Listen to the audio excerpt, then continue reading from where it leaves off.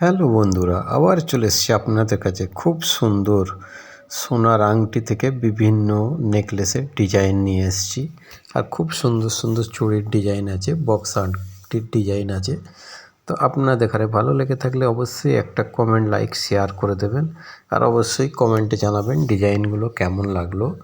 Gold jewellery item এগুলো সবই সোনার বিভিন্ন ডিজাইনের দেখাবো আপনাদের। আপনারা দেখতে থাকুন, আশা করি ভালো লাগবে।